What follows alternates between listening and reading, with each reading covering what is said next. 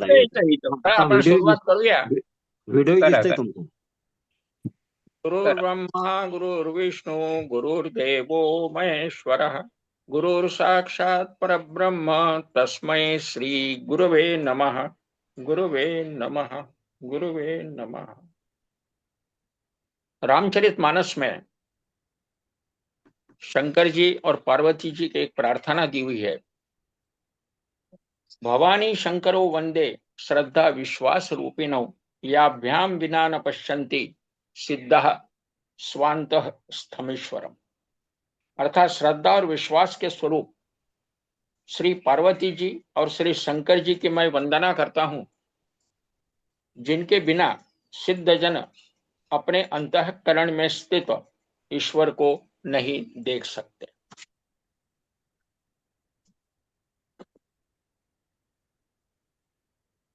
जो भी मैं विवेचन आपके सामने रखता हूं विषय को लेके, उसका आधार है रामचरितमानस. इसीलिए शंकर जी और पार्वती जी की वंदना करते हुए हम इस कार्यक्रम की शुरुआत करते हैं. रामचरितमानस में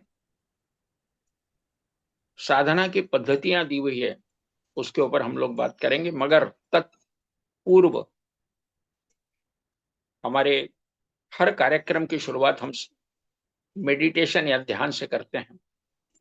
आज भी हम लोग 5 मिनट का ध्यान लेंगे. तत्पश्चात बाराक्षार के ऊपर हम अपना विवेचन प्रस्तुत करेंगे. बाराक्षार में हमने कुल 10 क्षार तो ले लिए हैं, सॉल्ट ले लिए हैं. जो बचे हुए दो हैं, उसमें का एक सॉल्ट आज लेंगे और बचा हुआ सॉल्ट फिर अगले कार्यक्रम में लेंगे. साथ ही साथ कुछ दवाइयों का कॉम्बिनेशन भी मैं आपके सामने प्रस्तुत करूंगा. इसके पहले शायद मैंने एक कॉम्बिनेशन आपके सामने रखा था. कुल 28 कॉम्बिनेशंस कंपनी वाले प्रस्तुत करते हैं, मगर अनुभव के आधार पर परम्यूटेशन कॉम्बिनेशन की संख्या बढ़ाई जा सकती है. वो हर प्रैक्टिशनर, हर साधक अपना अनुभव जुटा सकता है. उसके पूर्व हम ध्यान की शुरुआत करते हैं. आंखों से चश्मा उतार लें, आंखें बंद कर लें, न कुछ करें न कुछ करने की सोचे.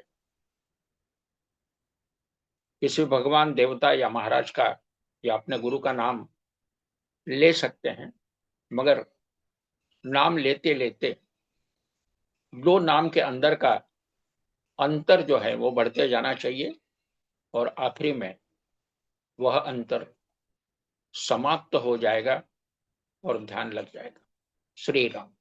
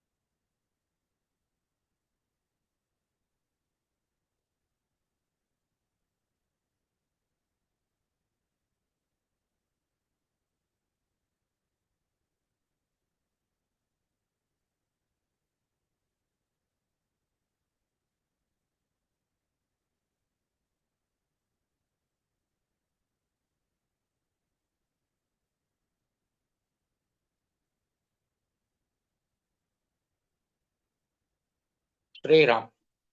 दोनों हाथों का घर्षण करें, चेहरे से हाथों को घुमाएं और धीरे धीरे आंखें खोलने का प्रयास करें।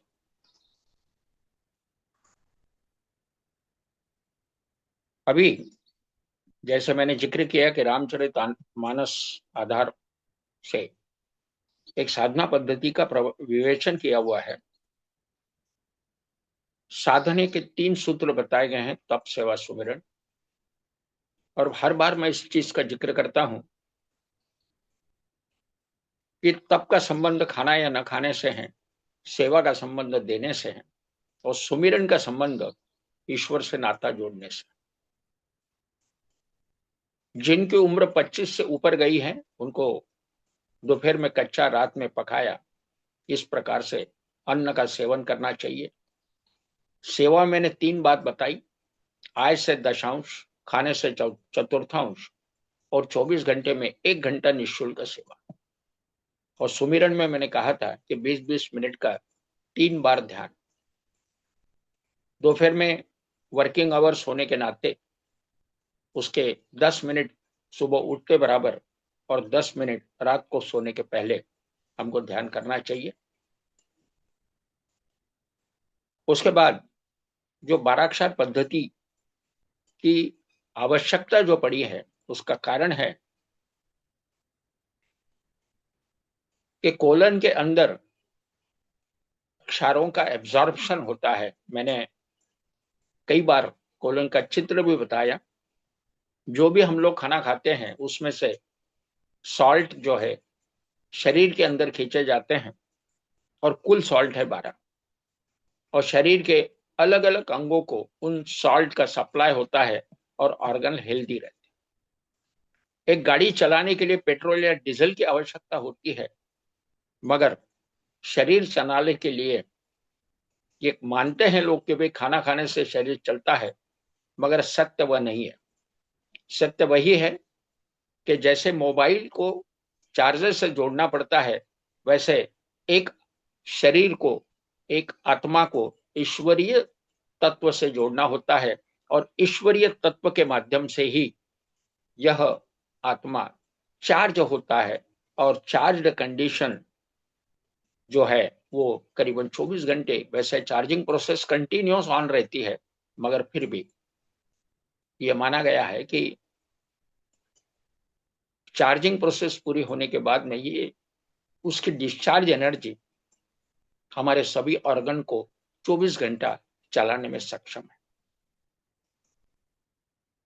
जैसे बरसात के पहले हम लोग लाइटनिंग अरेस्टर बिल्डिंग के ऊपर लगाते हैं ताकि बिजली वो लाइटनिंग अरेस्टर से खींचे जाए और जमीन के अंदर उसका अर्थिंग हो, वो बिजली बिल्डिंग को डैमेज ना करे, वो जमीन में चली जाए।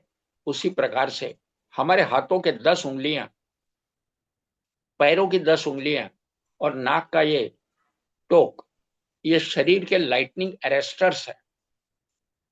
इसके माध्यम से ये विश्व में जो ऊर्जा काम कर रही है वो उसका खिंचाव होता है, और खिंचाव होकर संबंधित ऑर्गन को उसका सप्लाई होता है, और ऑर्गन जो है सुचारू रूप से काम करता है।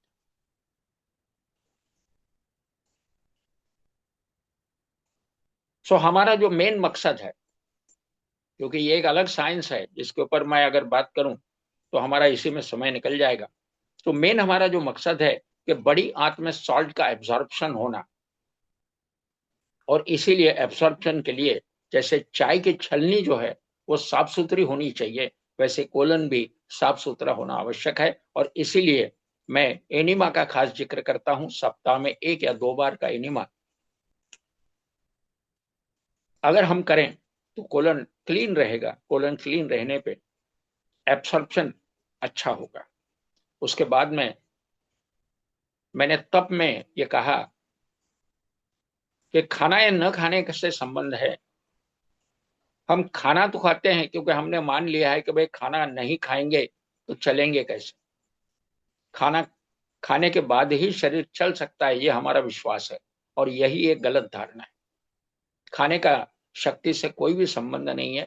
ईश्वर से नाता जोड़ने से शरीर शक्ति संपन्न हो जाता है और डिस्चार्ज एनर्जी से शरीर चलता है। और इसीलिए इस शरीर को तंदुरुस्त रखने हेतु एक उपवास का भी मैंने एक प्रावधान रखा कि सप्ताह में 1 दिन, महीने में 3 दिन और 6 महीने में 9 दिन का उपवास रखा जाए। उपवास का मतलब न खाने से यानी बिल्कुल जीरो नहीं, मगर कुदरत में जो भी एक व्यवस्था है, फल है, सलाद है, अंकुरित अनाज है, कहने का मतलब जिंदा खाना अगर हम रोजमर्रा की जिंदगी में भी उपयोग में लाए और खासकर उपवास के दिन, तो ये मेरा मानना है कि शरीर के सभी अंग सुचारू रूप से काम करेंगे, तंदुरुस्त बने रहेंगे। और इसी पद्धति को अपनाने से मैं अनुभव किया हूं कि जो भी हमारे गुरुवर्य लोग रहे हैं उनकी बड़ी लंबी आयु रही। केवल आयु रहने से नहीं चलता, मगर उनका शरीर भी पूर्णतः स्वस्थ रहा। हमारे हृदय नारायण योगी जी उम्र के 97 में गुजरे। धर्म नारायण बलिया के धर्म नारायण श्रीवास्तव ये उम्र के 100 में जी। जब वो 100 में चल रहे थे तो फोन पे मुझसे वो बात किया करते थे, और केवल कानों में श्रवण शक्ति की कमी हुई, बाकी शक्ति में, बात करने में कोई भी कमी नहीं। और उनकी एक खासियत थी, वो खाना बिल्कुल नहीं खाते थे। जब भी मैं मिलता जबरदस्ती उनको कुछ ना कुछ खिलाने की कोशिश करता, मगर एक बार वो भले खा ले, दूसरी बार मेरे मुझसे मिलते भी नहीं थे, भाग जाते थे। उन्हें डर लगता था कि गाडगे साहब कोई खाना खाने में फोर्स ना करे। कहने का मतलब यह है कि वो करीबन 50 साल के बाद में उन्होंने खाना बिल्कुल वर्ज कर दिया, और केवल कच्चा और कच्चे पे वो जिंदगी उन्होंने जी है। और 100 साल की उम्र में वृद्धावस्था में उनका देहांत हुआ। अक्सर हम लोग देखते हैं कि कोई भी घटना अगर होती है तो समाज में ये पूछा जाता क्या हुआ था। हॉस्पिटलाइज अगर केस है तो क्या हुआ, अनहोनी होती है तो क्या हुआ था, ये अक्सर समाज में सवाल पूछा जाता है। क्योंकि वृद्धावस्था ये हम स्वीकार ही नहीं करते। हम यही मानते कि जितनी जिंदगी है भगवान ने दी हुई है, बस उतनी जियो, फिर भगवान मालिक है, कब उठाएगा भरोसा नहीं, ये हम लोग मानते हैं। मगर हर एक चीज हम भूल जाते हैं कि हम भी ईश्वर के ही अंश। राजपुत्र को राजा के सभी अधिकार होते हैं, मगर वो इस्तेमाल ही करना भूल जाता है। वो खुद को बड़ा असमर्थ मानता है, शक्तिहीन मानता है, पावरलेस मानता है। और यही आप मेडिटेशन करेंगे तो इन सभी चीजों का एहसास आपको होगा। ईश्वर से नाता जोड़ने से ईश्वर की सभी शक्तियां प्राप्त होती है। मन शांत होता है, शांत मन में ही चेतना शक्ति ईश्वरीय दरबार के अंदर प्रवेश करती है और ईश्वर से संपर्क आता है। खैर, यह विषय थोड़ा अलग है, हम अभी थोड़ा आगे बढ़ेंगे। हमारा जो मुख्य विषय है 12 पद्धति, उस पर हम विवेचन करेंगे। अभी तक हमने 10 सॉल्ट लिए हैं।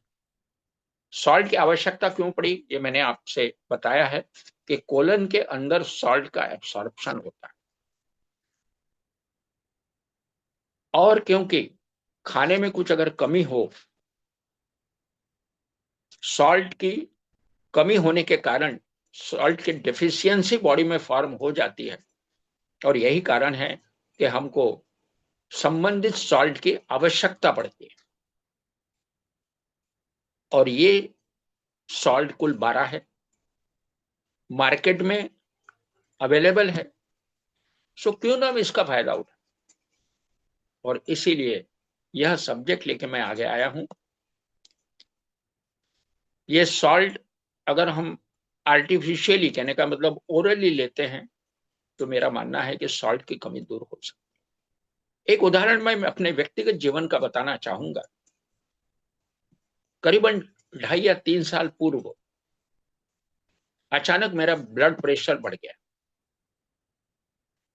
और मैंने क्या किया कि घर में कुछ ब्लड प्रेशर की गोली थी, मैंने कहा चलो ब्लड प्रेशर की गोली है ले लो।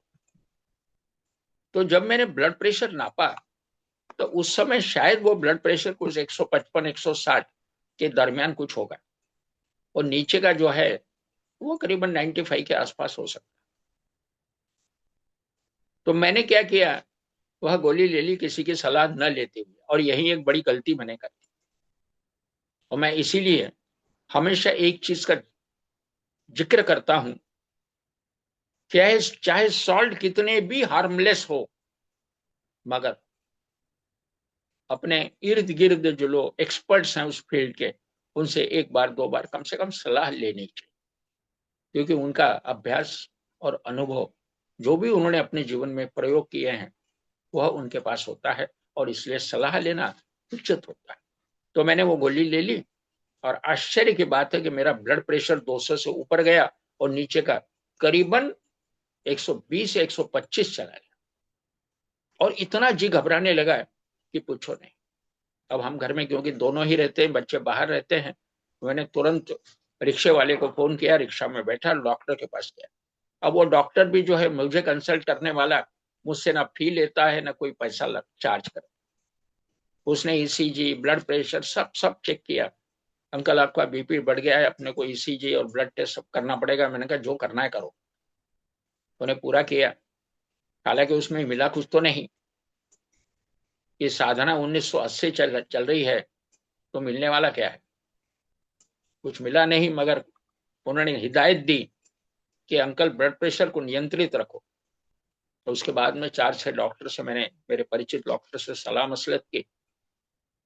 उसके बाद मेरे एक गुरुवर्य थे इसी फील्ड के, वो तो नहीं है मगर उनकी पत्नी है, उससे मैंने आखिरी में बात की। मैंने कहा डॉक्टर साहब ब्लड प्रेशर के लिए क्या करते थे, हालांकि ज्ञान मुझे भी है, उन्होंने मुझे सिखाया है, मगर फिर भी तुम क्योंकि पत्नी होने के नाते तुम्हें उन्होंने कुछ अच्छी टिप्स दी होगी, अच्छी बातें, सीक्रेट बातें बताई होगी, तो मैंने कहा मुझे मेरे साथ शेयर कर। तो उसने हालांकि बड़े नाराजी से बोला कि बोले जो चीजें तुम्हें उन्होंने सिखाई पत्नी होने के नाते मुझे सिखाना चाहिए, उन्होंने कुछ भी नहीं सिखाया। वो हमेशा यही कहते थे कि तुझे कुछ नहीं आता है, और मुझे जब सिखाते थे मुझे बोलते थे कि तू बिल्कुल इस फील्ड का एक्सपर्ट बन सकता है, और मुझे तुझे ही सिखाना है, तेरा इंटेलिजेंट लेवल जो है उस तक जा सकता है। तो फिर उसने कुछ मुझे टिप्स दी। टिप्स क्या थी, एक कॉम्बिनेशन का जिक्र मैंने पहले भी किया था, आज दोबारा करना चाहूंगा। एक 5 फॉस करके एक कॉम्बिनेशन आता है जिसमें 5 फॉस्फेट्स होता है, और मैंने एक बोतल का जिक्र भी यानी चित्र बताया था आपको। बायोफोर्स कंपनी है स्विट्जरलैंड की, तो उनके जो 12 क्षार के जो 12 सॉल्ट्स प्लस उसके कुछ डिफरेंट कॉम्बिनेशंस उनके पास अवेलेबल है, और उसके लाजवाब रिजल्ट्स। मैंने हालांकि भारतीय चीजों का इस्तेमाल करना चाहिए, मैं मान सकता, मगर कपड़ा, खाना पीना, खेत का खाद वगैरह वगैरह जो भी कुछ चीजें हैं जो हमारे यहाँ वो स्टैंडर्ड में नहीं मिलती, हम मंगाते हैं, वो बात अलग है। मगर दवाइयों के मामले में मेरा ये मानना है कि मतभेद ना करें, जहाँ जो मिलता है उसका इस्तेमाल करना चाहिए। जो चीज अच्छी है उसका सेवन करने में कोई दिक्कत नहीं। तो मैंने उस कंपनी के सॉल्ट मंगवाए और वो सॉल्ट लेना शुरू किया। ब्लड प्रेशर बढ़ने के कारण जो जी घबराता था, धीरे धीरे धीरे धीरे करीबन खत्म हो गया, करीबन खत्म हो गया। और आज ब्लड प्रेशर के गोली की भी आवश्यकता नहीं के बराबर। करीबन मैं शुरू में एक गोली बताई थी, धीरे धीरे मैं आधी पे और चौथाई पे आया हूं, और उसके बाद 5 फास्ट के माध्यम से मैं करीबन जी घबराने की तो अवस्था जो है वो खत्म ही हो गई। अभी बीपी भी नॉर्मल रहने लगा है, और साथ ही साथ चुटकुले योग वर्ग का भी योगदान काफी, ये भी मैं मानता हूँ, सूक्ष्म वर्ग। और इसी वर्ग के कारण कम से कम मेरा आलस्य खत्म हो गया। सुबह बराबर 5 बजे उठ जाता हूँ, वर्ग में हाजिर रहता हूँ, एक्सरसाइज करता हूँ, योगा करता हूँ अलग से वर्क के बाद भी। और मैंने ये पाया है कि सूर्य नमस्कार से भी बीपी नॉर्मल रहता है। दूसरी बात मैंने पाई है कि अनुलोम विलोम से ब्लड प्रेशर नॉर्मल होने में बहुत आसानी होती है। हालांकि ब्लड प्रेशर पे मैं अलग से चर्चा जरूर करूंगा। हार्ट फंक्शंस, इन फ्लो, आउट गोइंग का फ्लो, इसके ऊपर मैं चर्चा जरूर करूंगा। मेरे पास बहुत ही सुंदर लिटरेचर है, ताकि ब्लड प्रेशर को एक टॉपिक लेने के बाद जो एक दिमाग में टेंशन भरा रहता है, वो टेंशन निश्चित रिलीज करने में ये मेरा नॉलेज आप लोगों के लिए सहायक होगा। अभी हम मुड़ते हैं। जो सॉल्ट एक बचा है, उसका नाम, यानी दो बचे हैं, उसका एक सॉल्ट है नेट्रम मूर।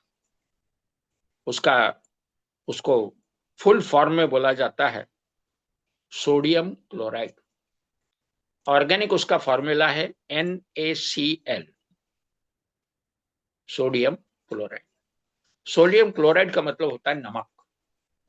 शरीर में अगर सोडियम क्लोराइड की कमी हो जाए तो क्या क्या होता है, ये हम देखने वाले हैं।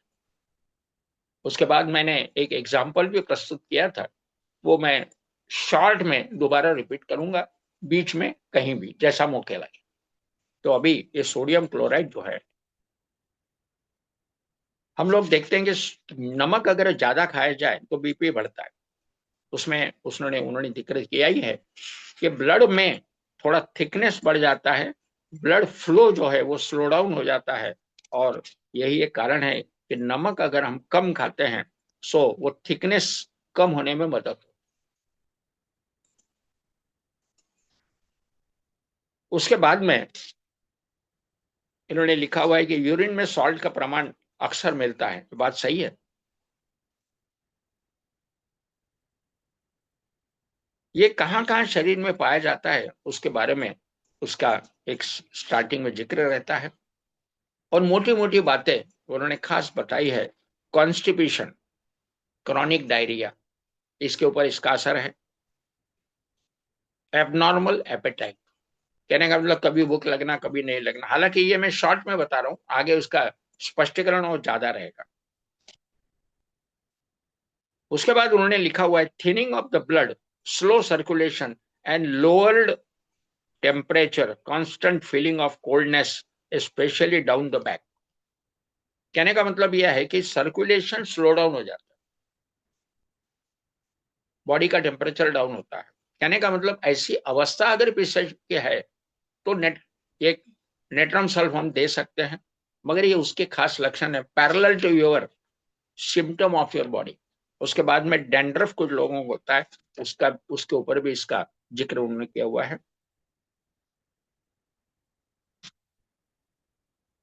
अभी खास बात यह है, अभी कुछ लोगों को क्या होता है कि मुंह का स्वाद जो है वो नमक जैसे लगता है, सॉल्ट सॉल्ट जैसे। तो उसके अंदर भी नेट्रम सल्फ, नेट्रम मूर का खास जिक्र है। अगर किसी बीमारी में अगर मुंह का स्वाद खट्टा लग खारा लगता है नमक जैसे, तो नेट्रम मूर देने से वो जो है सिस्टम करेक्ट हो जाती है और वो स्वाद में परिवर्तन होता है। उसके बाद में अभी आप देखते हैं कि भाई जिन लोगों को डायरिया लगता है, लूज मोशन लगते हैं, अब लूज मोशन में सॉल्ट का एग्जिस्टेंस है, मगर यही सॉल्ट अगर ओरली हम लोग लेते हैं तो लूज मोशन में भी ये काम में आता है। और इसलिए नमक का पानी, नमक का घोल, नमक और शक्कर का घोल देने की जी पद्धति है डिहाइड्रेशन में, कारण वही है।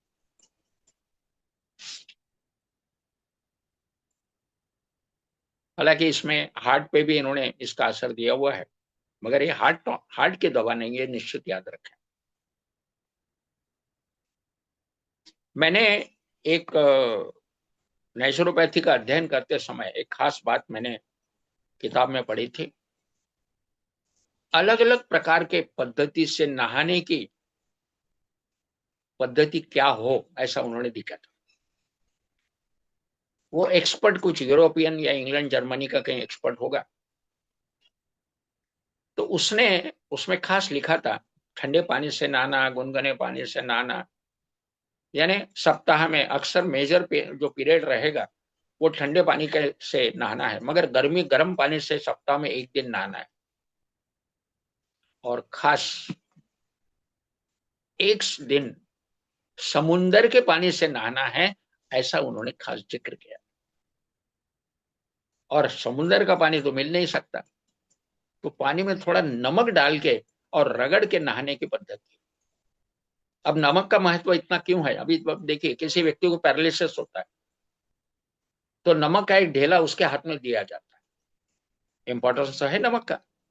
सो नहाने से अगर लाभ होता है, पैरालिसिस में अगर नमक का ढेला अगर हाथ में रखने से लाभ होता है, इसका मतलब नमक का अपना महत्व जरूर है। उसके बाद में संधिवात में इसका फायदा है, इन्फ्लेमेटरी डिसीज, हाँ, इन्फेक्शन वगैरह होगा उसमें कहीं, उसमें है। और खास एक बात याद रखें, जहां भी ड्राइनेस है, ड्राइनेस में नेट्रम मूर खास दिया जाता है। ऐसे फॉर एग्जाम्पल, बच्चों में अक्सर ड्राई स्टूल, कहने का मतलब हार्ड स्टूल होके बच्चों को तकलीफ होती, बच्चे रोते हैं, बड़ों में भी कभी कभी होता है। तो ड्राइनेस पे नेट्रम मूर का बहुत अच्छा असर है।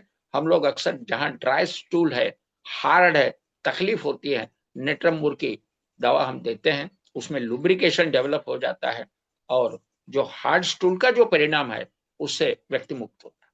तो ऐसा भी इसका एक इस्तेमाल है।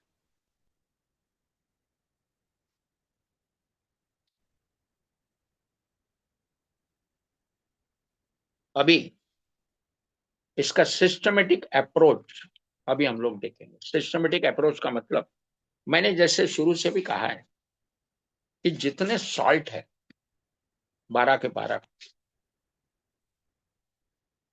हर सॉल्ट शरीर के हर ऑर्गन पे काम करता है, right from top to bottom. तो इसमें भी उन्होंने मेंटल सिम्टम भी बताए, जैसे होपलेस फीलिंग अबाउट। इसका मतलब यह होता है कि ऐसे फीलिंग जो जीने में नर्वसनेस लाते हैं, ऐसे फीलिंग जो नॉर्मल लाइफ को डिस्टर्ब करते हैं, इसमें भी नेट्रम मूर का खास असर उन्होंने बताया है। भविष्य से डर लगना, वो डर के कारण भविष्य को रिजेक्ट करना, स्वीकार न करना, कहने का मतलब यह है कि होपलेस फीलिंग जिसको हम लोग बोलते हैं, जीने की चाहत खत्म होना, तो इसमें भी नेट्रम मूर का खास असर उन्होंने बताया है। इसका जो महत्वपूर्ण जो जिक्र है वो मैंने शुरू में ही बोला। हमारे गुरु हमेशा एक चीज बोलते थे कि नेट्रम मूर लेने के बाद में इसके एक्शन बहुत दिनों तक चलती है, लंबी एक्शन, और इसलिए इस्तेमाल कम से कम करें। दूसरी बात, नेट्रम मूर में लक्षण बहुत है, और इसलिए अगर सभी लक्षण भले ही इसमें कवर होते हो, मगर नेट्रम मूर का हमेशा लेना उतना उचित नहीं है जितना बाकी सॉल्ट का लेना है।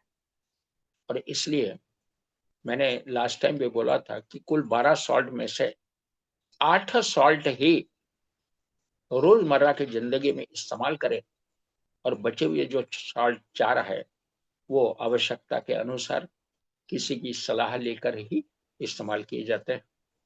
जैसे मैंने कहा कि भाई सॉल्ट का प्रमाण अगर शरीर में बढ़ जाए, नेट्रम मूर का, तो बीपी भी बढ़ जाता है। इसलिए हम लोग अक्सर बोलते हैं कि जिनको बीपी की शिकायत है उन्होंने इसको कम से कम लेना चाहिए।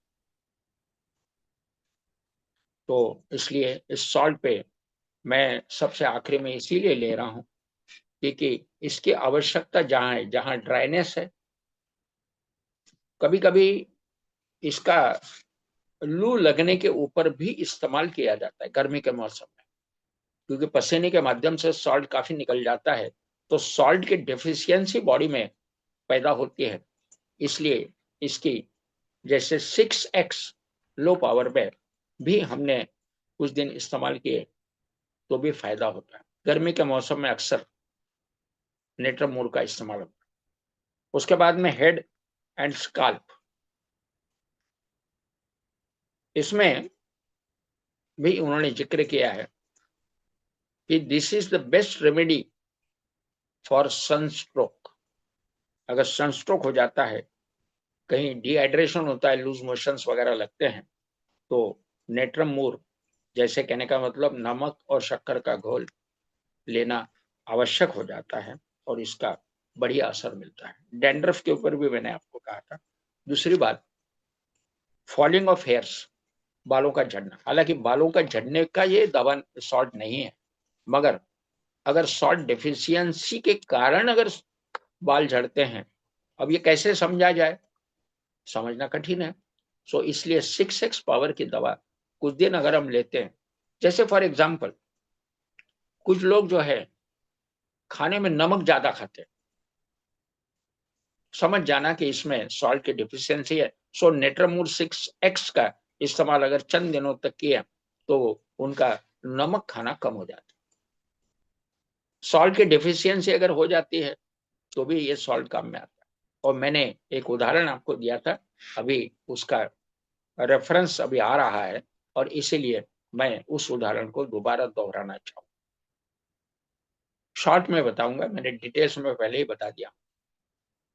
हमारे गुरुजी जो थे, हमारे गाइड और उनके गुरु, ये दोनों को एक हैदराबाद से एक संदेश आया था कि वो एक पेशेंट को देखने को आपको आना है। इन्होंने थोड़ी सी जानकारी ली और अपने दवाइयों को साथ में लेते हुए वह हैदराबाद पहुंचे। हैदराबाद में एक नाच गाने का एक अड्डा था। वहां पे वो जो मुखिया लेडी थी, उन्होंने इनको बुलाया था। कारण ये था कि जो एक नाच गाना करने वाली एक लेडी थी, वो नाचते नाचते चक्कर आके बेहोश हो जाती थी, गिर जाती, और जो कार्यक्रम है वो डिस्टर्ब होता। तो वहां पे इन दोनों को बुलाया गया, दोनों गए वहां पे, कुछ चर्चा हुई। सुबह के वक्त जो जिसको चक्कर आते थे, वो इन दोनों के लिए चाय बना के ले आई। 3 कप चाय लाया, 2 कप इनको दिए। 1 कप उसने स्वयं को लेना था, तो इन्होंने पूछा, भाई आप चाय क्यों नहीं ले रहे? बोले लेती हूँ। 2 कटोरी थी, एक में शक्कर और दूसरे में कुछ सफेद चीज थी। वो चम्मच से उन्होंने सफेद वाली चीज चाय में डाल के और उसने भी चाय ली। डॉक्टर लोगों ने पूछा कि हमें तो शक्कर आपने चाय में मिला दी, आपने क्यों नहीं शक्कर ली? बोले मैं नहीं, मैं शक्कर नहीं लेती हूँ। तो बोले आपने सफेद चीज क्या डाली है?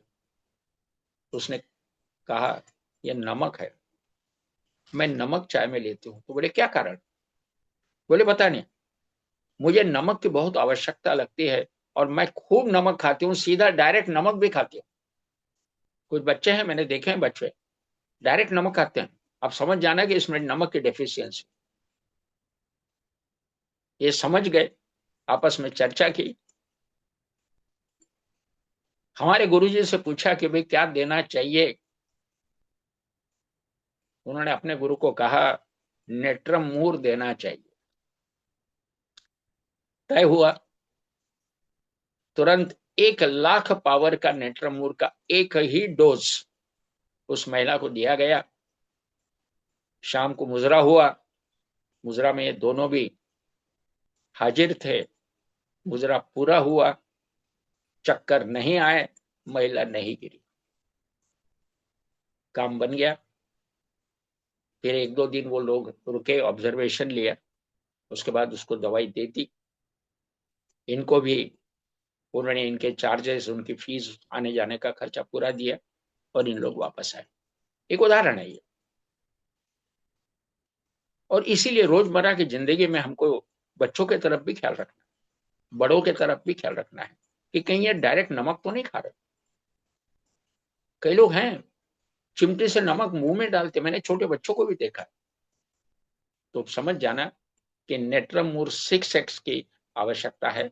कुछ दिन नेट्रमूर 6x दीजिए और इसके बहुत अच्छा असर है नेट्रमूर के। जहां नेट्रमूर सही तरीके से मैच होता है 100%, तो एंटायर बॉडी को सुधार के रखता है, ये पक्का। तो जहां बालों का झड़ना ये डेफिशिएंसी ऑफ सॉल्ट के कारण हो, तो नेट्रमोर से बाल झड़ना बंद हो जाएगा। उसके बाद आईज, आंखों पे इसका क्या असर है? डीम साइटेडनेस, नजर की कमी, दृष्टि दोष। मगर एक बात याद रखिए कि जो जो ऑर्गन का मैं जिक्र करूंगा उसमें आपको खास देखना है कि कहीं ये नमक के कमी से तो नहीं है। ये नमक कितना, पेशेंट नमक कितना खाता है, ये आपको खास देखना पड़ेगा। ये सॉल्ट इस्तेमाल करने के पहले बारीक ऑब्जर्वेशन आवश्यक है।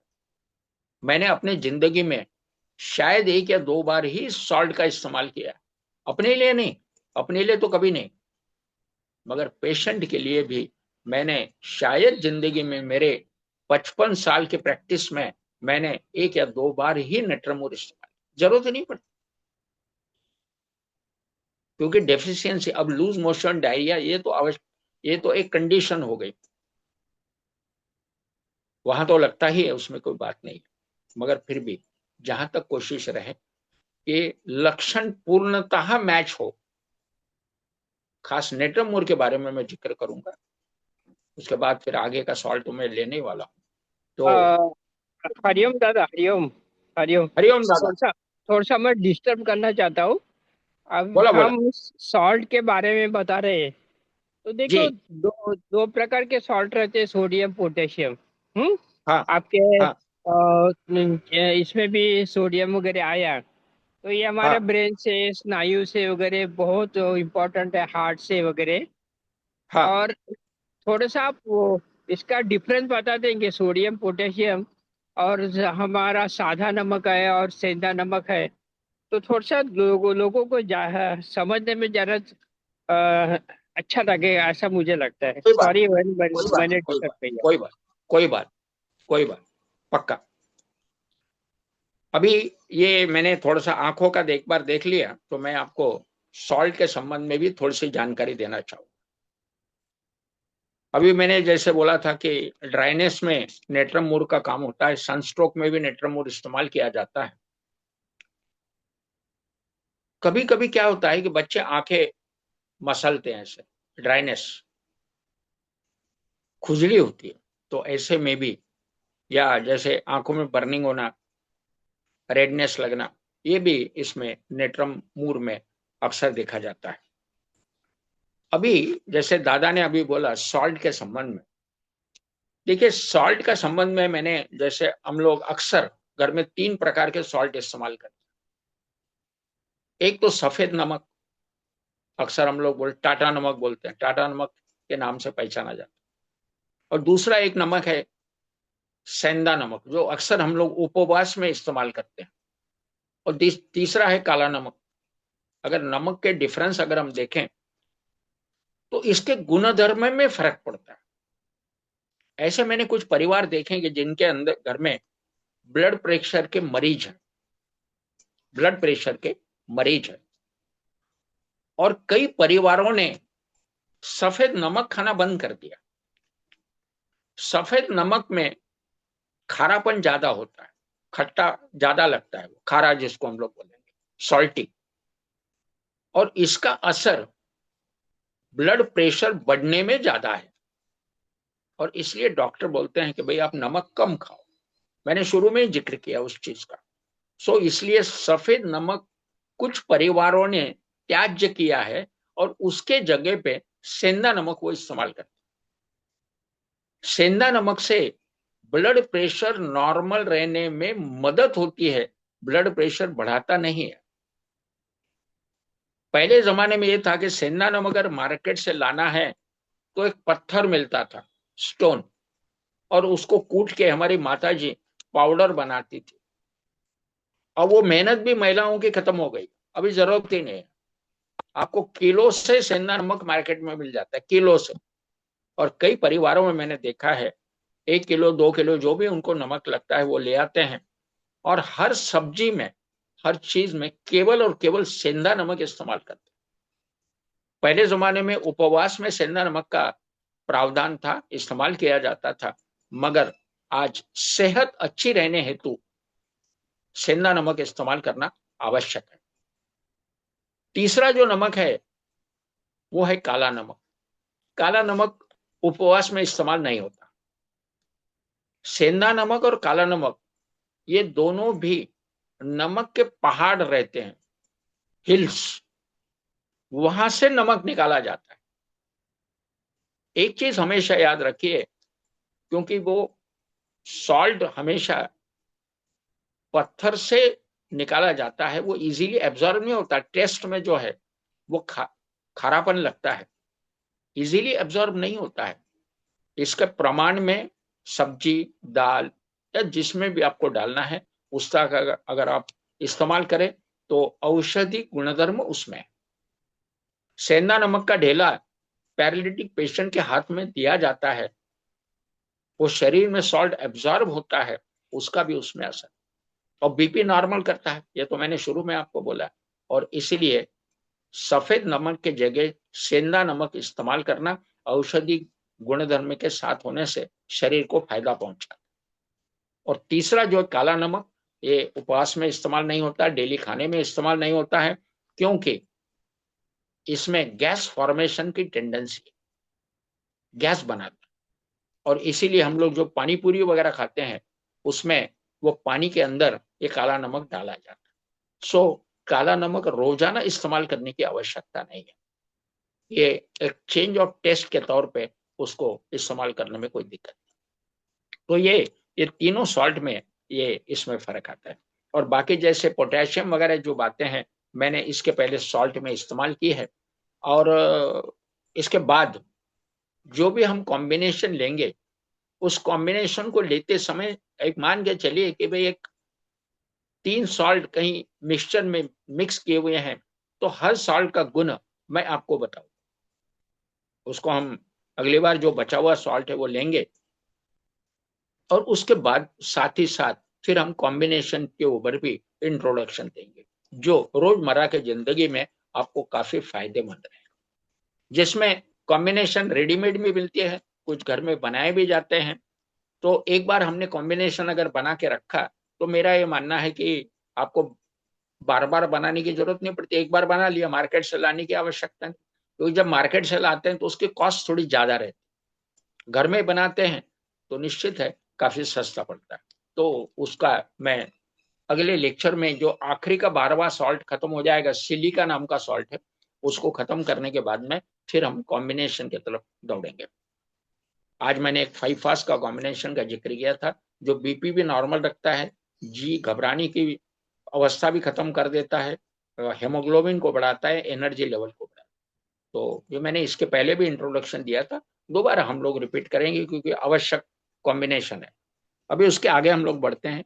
कान, इस पे कानों पे भी इसका बहुत अच्छा असर है। इसमें खास एक दिया है उन्होंने, डेफनेस, कान का बहरापन। हालांकि एक बहरेपन की दवा नहीं, मैं फिर जिक्र करना चाहूंगा, ये बहरेपन का सॉल्ट नहीं है, मगर कोई पेशेंट में अगर सॉल्ट की डिफिशियंसी हो और आपने अगर नेट्रमोर दिया, तो निश्चित है कानों का बहरापन कम हो जाएगा। उसके बाद में कानों में आवाज आना, ये भी एक लक्षण इसमें दिया हुआ है। उसके बाद नोज, नाक, loss of smell and taste. कुछ लोगों को सुगंध या गंदी बास महसूस ही नहीं होती। गैस के ऊपर दूध रखा हुआ है, दूध जलने लगा है, और वो महिला पास में ही रहती है, मगर उसको बास ही नहीं आता कि जल रही है। ये भी एक डिसीज का लक्षण है। स्मेल न आना, मुंह में स्वाद न लगना, ये भी एक टेस्ट, कहने का मतलब सेंसरी सिस्टम कहीं ना कहीं डिस्टर्ब हो रही है। इसमें नेट्रमूर का खास रोल है, और आपको loss of smell and taste के लिए नेट्रमूल जहां डेफिशिएंसी लग रही है आप जरूर इस्तेमाल कर सकते हैं। उसके बाद में म्यूकस, म्यूकस कहने का मतलब यह है कि जैसे लैट्रिन के माध्यम से कई बार जैसे आंव टाइप निकलता है, उसमें भी सॉल्ट का प्रमाण बहुत ज्यादा रहता है। तो म्यूकस कम हो, इसलिए नेट्रम मूर का एक रोल है। जैसे कई पेशेंट को ऐसा होता है कि लैट्रिन का एहसास होता है, लैट्रिन नहीं निकलती, केवल आंव निकलती, तो नेट्रम मूर उसके ऊपर काफी अच्छा असर कर सकता है। कुछ लोगों को जैसे सांस फूलती, कहने का मतलब नाक चौकअप हो जाता है, कुछ लोगों को कफ की शिकायत ज्यादा रहती है 12 महीने, और उसको भी आप जो है नेट्रमूर देकर उसका इलाज किया जा सकता है। खांसी, खांसी में भी इसका असर है, मगर मैंने जैसे कहा कि आपको डेफिशिएंसी सॉल्ट की अगर है, कंफर्म होता है, तो नेट्रमूर से निश्चित फायदा हो। उसके बाद फेस, चेहरा, चेहरे के ऊपर इसका गौण असर है, इसलिए इसको कोई ज्यादा जिक्र नहीं करूंगा। माउथ, माउथ में इन्होंने खास दिया है कि कुछ लोगों के ओठ जो है फटते, फटते क्रैक्स आते हैं, तो ये एक ड्राइनेस का लक्षण है, ड्राइनेस के कारण ओठ फटते हैं।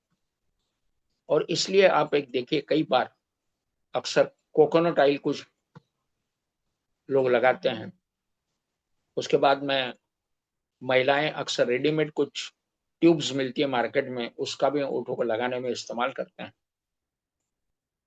और मैंने अक्सर देखा है कि जो लिपस्टिक मार्केट में आती है बड़ी हानिकारक, याद रखें कि लिपस्टिक में जो भी केमिकल इस्तेमाल होते हैं उससे ड्राइनेस आता है।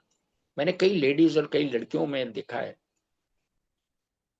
कि ओठों में ऐसे क्रैक्स आते हैं, और क्रैक इतने होते हैं कि जैसे मुंह खोलें और साइड में भी अगर क्रैक है तो खून भी निकलता है, बड़ी तकलीफ होती है। तो अक्सर मैं उसमें कोकोनट ऑयल लगाने का जिक्र करता हूँ, और कई लड़कियों को भी मैंने बोला है कि लिपस्टिक इस्तेमाल करना बंद करो, कोई जरूरत नहीं है। गुलाबी रंग जो है ये पैदाइशी होता है, अगर आपके शरीर में रक्त का प्रमाण और आयरन का कंटेंट अगर ब्लड में काफी है तो वैसे ही रेडनेस आने वाला है। सो स्वास्थ्य इंप्रूव करें और रेडनेस की चिंता ना करें, और जहां तक लिपस्टिक का इस्तेमाल बंद कर दें तो जिसमें ड्राइनेस कम होगा। क्रैक्स जो है वो ड्राइनेस के कारण आती है, तो नेट्रमूर उसके लिए काफी अच्छा परिणामकारक सिद्ध हुआ है। उसके बाद में टंग, जीभ, जीभ में मैंने अभी कहा था कि भाई लॉस ऑफ टेस्ट, टेस्ट अगर चली जाती है या नमक जैसी टेस्ट लगती है तो नेट्रमोर से निश्चित फायदा होगा। एक उसमें एक खास एक और लक्षण दिया, कुछ लोगों को जैसे जीभ के ऊपर बाल, सर का बाल जीभ के ऊपर है ऐसा महसूस होता है, ऐसा एक लक्षण है। कई पेशेंट को मैंने देखा कि मुझे ऐसा लगता है कि मेरे जीभ के ऊपर बाल है, ये उसका खास लक्षण है। अगर ऐसी कोई कंडीशन है और आपने देखा है कि भाई बाल तो है नहीं मगर महसूस होता है कि बाल है, तो नेट्रमोर की खुराक दे दो, ये बाल रहने का जो अवस्था है वो खत्म ही हो जाएगी, ये लक्षण है उसका खास। उसके बाद में दांत, गम बॉइल्स, जैसे गम्स के अंदर कोई फोड़े फुंसी होते हैं, सेप्टिक होता है, तो गम बॉइल में भी दांत पे नेट्रमोर का असर है। थ्रोट, थ्रोट के ऊपर जैसे कुछ ग्रंथियों का बढ़ना, डिप्टेरिया वगैरह, पहले जमाने में डिप्टेरिया हुआ करता, डिप्टेरिया कहने का मतलब गले का सिकुड़ जाना, डिप्टेरिया। तो डिप्टेरिया में भी डेथ होता था। मेरे ही एक रेलवे में जब मैं था तो मेरे ही एक बॉस थे, और उम्र के हार्डली शायद उम्र के 42 में, काफी बिग बॉस थे, बहुत ही होशियार, उनको डिप्टेरिया होके उनका देहांत हुआ था मुंबई में। तो हालांकि आजकल डिप्टेरिया देखने में नहीं आता, नहीं के बराबर है, इसलिए इसके बारे में सोचने की जरूरत नहीं है। पैरालिटिक कंडीशन में मैंने बोला है कि भाई नमक का ढेला, सेंधा नमक का ढेला आपको पेशेंट के हाथ में दिखना है। उसके बाद में मम्स वगैरह में भी इसका इस्तेमाल किया है। मगर एक ही चीज हमको याद करनी है कि जहां भी डेफिशिएंसी लगती है नेट्रमूर का इस्तेमाल करें, अगर डेफिशिएंसी नहीं लगती तो इसको निकाल दें।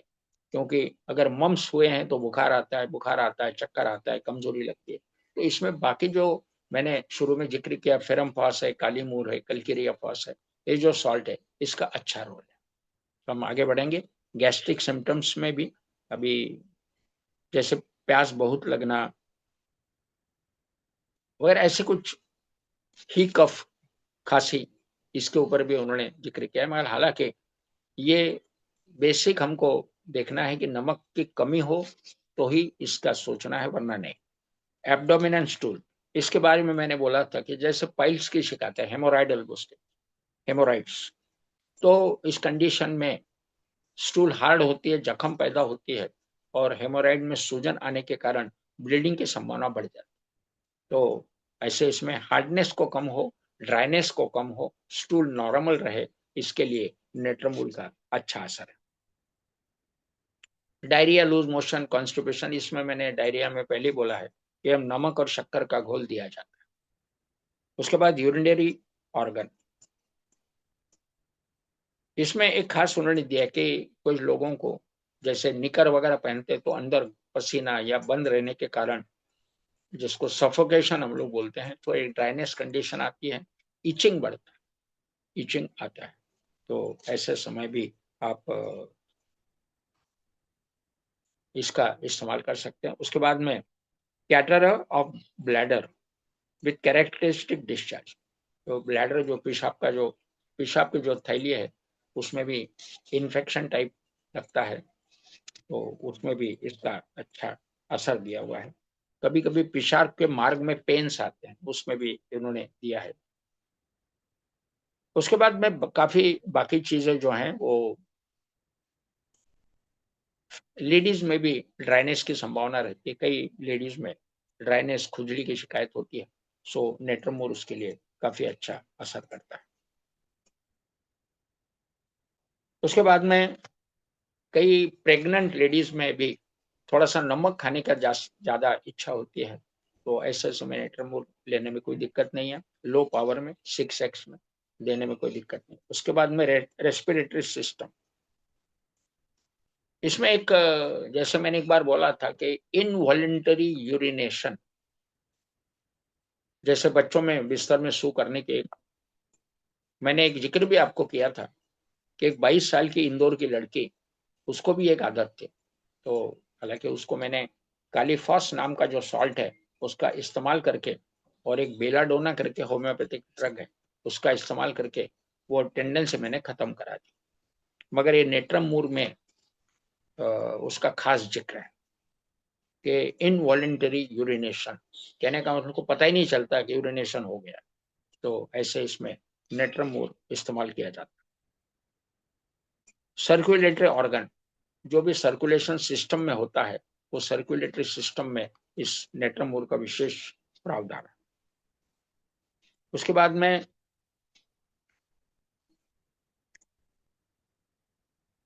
नर्वस सिम्टम्स, हालांकि मैंने शुरू में मेंटल कंडीशंस पर मैंने जिक्र किया था कि जीवन के नैराश्य में ऐसे व्यक्ति में अगर पाया जाता है कि नमक की कमी है, तो निश्चित उसको फायदा होगा। तो उसके बाद में नींद, एक्सेसिव, जिन लोगों को बहुत एक्सेस नींद आती है, कई बार क्या होता है गर्मी के मौसम में पसीना बहुत आता है, सॉल्ट काफी निकल जाता है, तो एक कमजोरी टाइप लगता है। तो थोड़ा सा गर्मी के मौसम में इसलिए हम लोग कहते हैं कि भाई थोड़ा नमक का ज्यादा इस्तेमाल करें, ताकि सॉल्ट का बैलेंस जो है वो शरीर के अंदर रहे। तो उसके कारण अगर कमजोरी आती है, सुस्ती आती है, नींद ज्यादा आती है, तो नेट्रमोर 6x इस्तेमाल करने में कोई दिक्कत नहीं।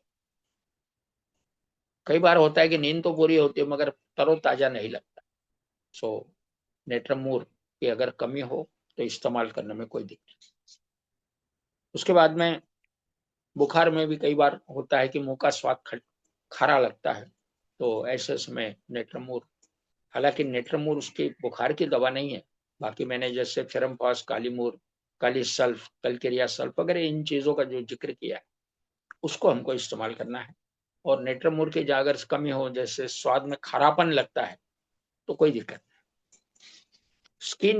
स्किन में भी अगर जैसे क्रैक्स आते हैं, ड्राइनेस के कारण खुजली आती है और ऐसा महसूस होता है कि भाई नमक की कमी है, तो वहां हम लोग उसको इस्तेमाल करने में कोई दिक्कत नहीं।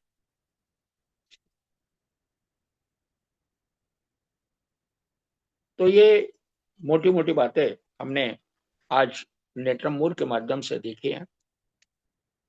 अभी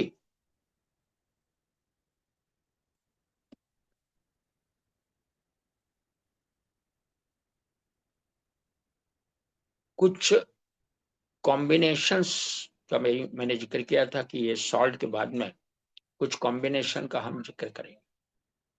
जैसे एक तो कॉम्बिनेशन हमने लिया है 5 फॉस, दूसरा हमने कॉम्बिनेशन लिया है बुखार में मिक्सचर को लेना। अगर आप लोग कुछ नोट करना चाहते हैं तो मैं बताना चाहूंगा कि किसी को अगर बुखार आया है और सिंपल फीवर है, मैंने शुरू में जिक्र किया था कि सिंपल फीवर केवल 3 दिन का, महिलाओं की मासिक केवल 3 दिन की, सर्दी अगर होती है तो केवल 3 दिन, उसका पीरियड अगर बढ़ता है तो वही रोगों का लक्षण है, बाकी कुछ नहीं। वरना 3 दिन ये एक मर्यादा है बुखार की भी, सिंपल फीवर। तो मैंने जैसे शुरू में कहा कि 3 दिन अगर बुखार आता है तो हमको 3 सॉल्ट का इस्तेमाल करना है। फेरम फॉस, काली मूर और कलकेरिया फॉस। फेरम फॉस, काली मूर और कलकेरिया फॉस, ये 3 सॉल्ट का हम इस्तेमाल करके बुखार को कम करते हैं। मगर एक बात याद रखिएगा, हमेशा सॉल्ट रहे या कोई होम्योपैथिक की दवा रहे, पहली खुराक जब जीभ पे जाती है तो अक्सर ये देखा गया कि बुखार आधा डिग्री बढ़ जाता है, क्योंकि इसमें ऑर्गन को स्टिमुलेट करने के सिस्टम है। तो इसलिए मैं अक्सर लोगों को ये बोलता हूं कि पहले 3 दिन में जहां तक दवाई का इस्तेमाल ही ना करो, कोई सॉल्ट का भी इस्तेमाल ना करो, सो क्या करो, तो स्पॉन्जिंग करो। गर्मी का मौसम है, ठंडे पानी में कपड़ा डुबो के पानी निकाल दो और ठंडे कपड़े से सर से लेके पैर के तलवे तक बदन को, फ्रंट बैक सब, दोनों हाथों के तलवे, दोनों पैर के तलवे अच्छी तरह से रगड़ो। इससे बॉडी टेम्परेचर कम होता है। एक बात याद रखिए, मैंने लास्ट टाइम भी दोबारा जिक्र किया था, ठंडे पट्टी से टेम्परेचर डाउन होता है ये मानना गलत है। ठंडे पट्टी से टेम्परेचर डाउन नहीं होता है। हम डॉक्टर अक्सर बोलते हैं ना, रगड़ के स्पंजिंग करो।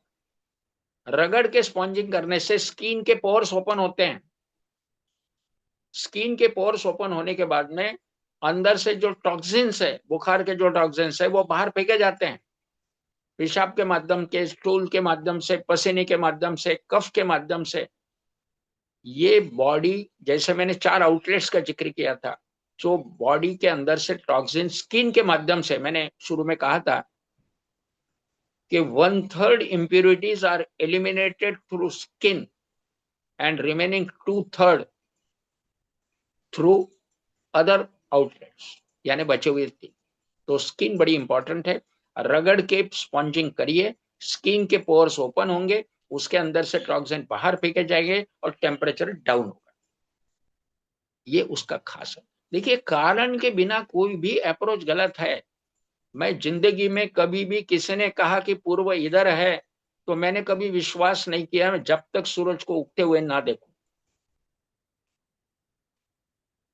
शाम को पश्चिम में सूरज डूबता है, ये जब तक मैंने स्वयं ने नहीं देखा, मैंने नहीं माना। जीवन में यही है, किसी ने कहा, वो उसका अनुभव है, उसका अनुभव, ये मेरा अनुभव नहीं हो सकता। मेरा अनुभव मैं स्वयं लूंगा तभी वो मेरा अनुभव बनेगा, तब तक नहीं।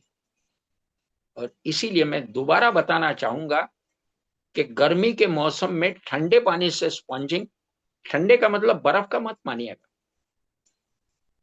और ठंडी के दिनों में जब ठंडी लगती है बरसात में या विंटर सीजन में, सो गुनगुने पानी का स्पॉन्जिंग करे। मैंने लास्ट टाइम भी जिक्र किया था, उसको किसी ने मुझे वीडियो भेजा था, मैंने वो देखा, वो मुझे वो बात जची नहीं, और इसलिए मैंने गए टाइम भी जिक्र किया और आज भी दोबारा जिक्र करना चाहता हूँ कि ठंडी लगती है सो गुनगुने पानी से स्पंजिंग, उसके बाद में सादे पानी की पट्टी बड़ी पेट पे और माथे पे रखें। भले ठंडी के मौसम में ब्लैंकेट ओढ़ दे, कोई दिक्कत, स्पंजिंग के बाद। तो इसलिए हमेशा याद रखिए कि स्पंजिंग करें, और स्पंजिंग के बाद में ही फिर फेरमपास, कालीमोर और कलकेरिया पास का डोज खिलाएं।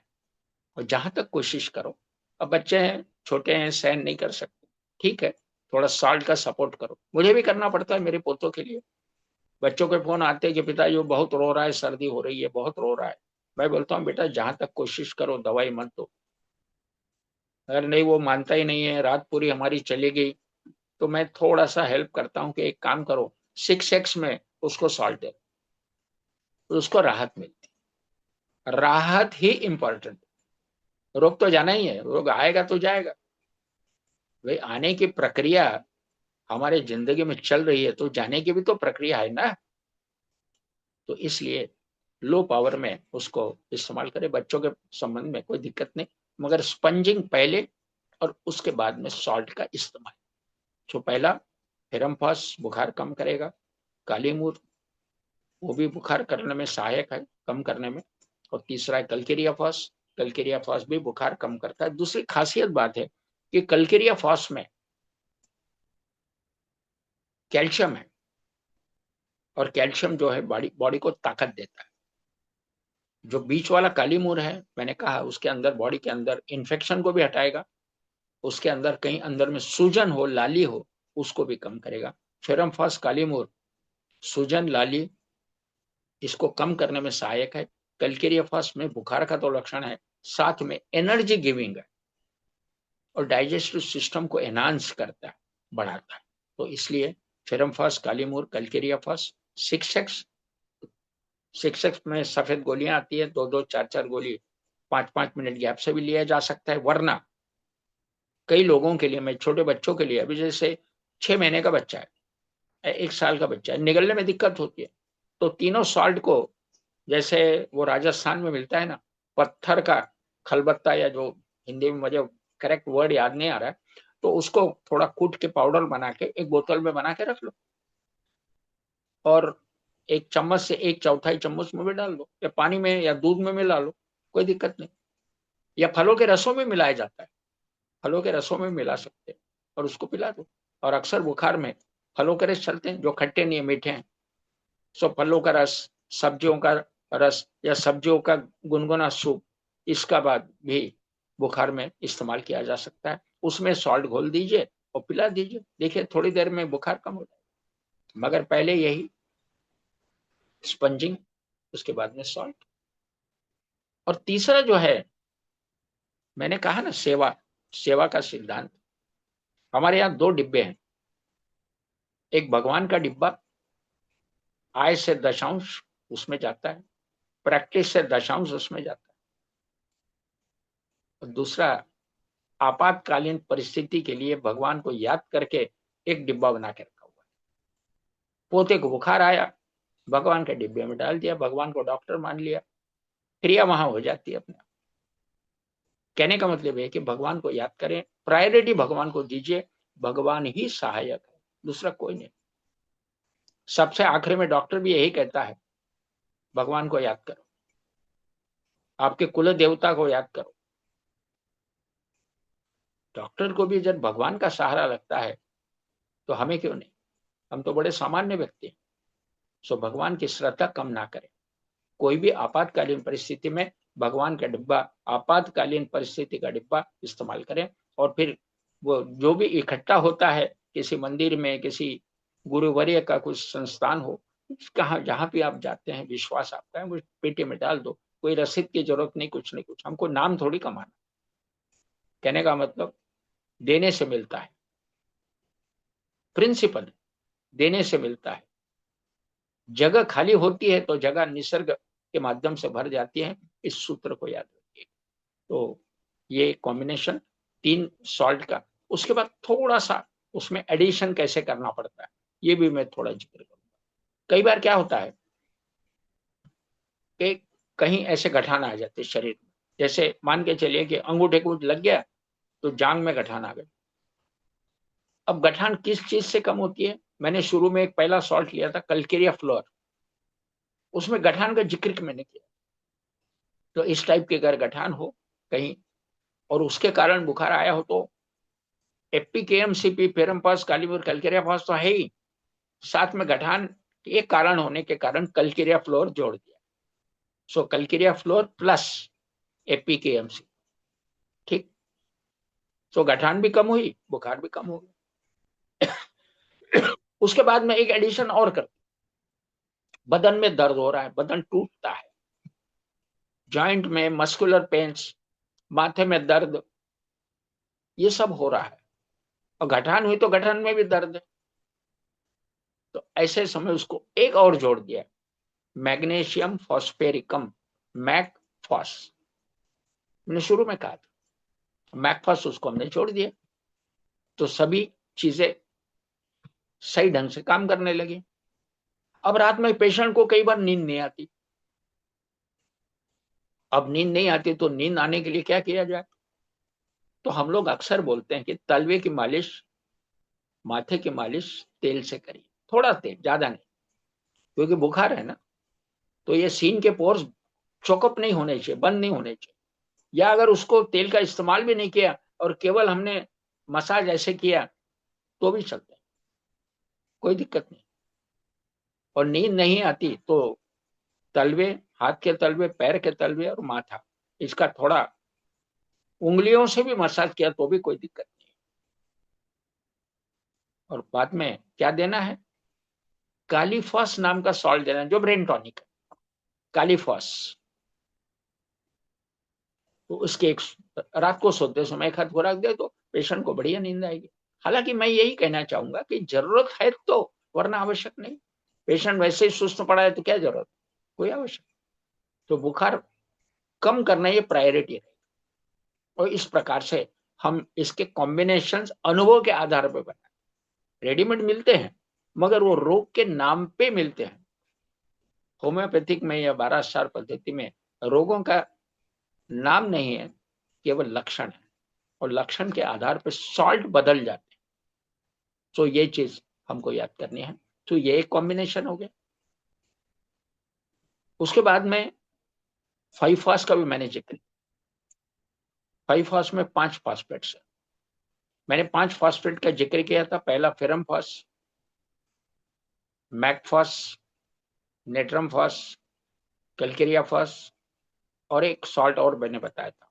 तो ऐसे कुल 5 सॉल्ट्स हैं, फास्फेट्स। तो 5 फास्फेट्स का अगर हम कॉम्बिनेशन करते हैं, FP, MP, KP, CP, NP, तो ये 5 फास्फेट्स का अगर हम कॉम्बिनेशन करते हैं तो it becomes a very nice tonic, बढ़िया टॉनिक। हेमोग्लोबिन को बढ़ाया। मेरे यहाँ एक महिला आती थी जिसका हेमोग्लोबिन 4.5 था। जो मैंने हिस्ट्री ली तो मुझे बताया गया कि वो शादी के पहले भी 4.5 था, शादी के बाद भी 4.5, डिलीवरी हो गई फिर भी 4.5। 5.5 फीट से ऊपर ऊंची, उसकी लड़की भी उतनी ऊंची। फिर मैंने 5 फर्स्ट का इस्तेमाल किया, 1 महीना उसको 5 फर्स्ट देता रहा। उसके बाद में ब्लड टेस्ट करवाया, 8.5 हेमोग्लोबिन हो गया। उसके बाद मैंने 5 फॉस्फेट का जिक्र यानी कहने मतलब चिट्ठी में लिख के उनको दे दिया। मैंने कहा जिंदगी में खाते रहो, आपका हेमोग्लोबिन मेंटेन होगा, अब कम नहीं होगा, अब कम नहीं होगा। उसके बाद उसको मेरे यहाँ आने की जरूरत नहीं पड़ी, शी इज फ्री। कहने का मतलब हमको पेशेंट को बांध के नहीं रखना, उसको एजुकेट करना है, सपोर्ट करना है। बैसाखी नहीं देना है उसको। कोई भी पेशेंट को बैसाखी के ऊपर जिंदगी बसर नहीं करनी, अपने बलबूते पे जीना। तो हम केवल उंगली पकड़ के जब तक चलता नहीं है तब तक चलाते, बाद में उंगली निकाल देते। यही जिंदगी का खास उसूल। अगर समाज में एजुकेटेड वर्ग बढ़ जाए तो हमको कौन बना सकता है, कौन बुद्धू बनाएगा? कोई नहीं, मिसगाइड कोई नहीं कर सकता। तो इस प्रकार से हमको इन चीजों का इस्तेमाल करना है। मैंने 1 मिनट ज्यादा लिया, 7:30 तक मैं क्लास लेने वाला था। आज मैंने 11 सॉल्ट पूरे किए हूँ। अभी 21 सॉल्ट बाकी है, सिलिका नाम का, उसका भी एक अपना इम्पोर्टेंस है। सो अगले शनिवार को हम सिलिका का जिक्र करेंगे। सिलिका के साथ ही साथ कुछ कॉम्बिनेशन और मैं ऐड करूंगा।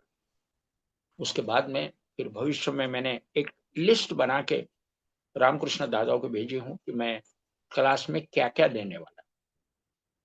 तो भविष्य में मेरा एक अलग अलग टॉपिक है, उसके ऊपर इतना करते हुए मैं अपने लफ्ज को विराम देता हूँ।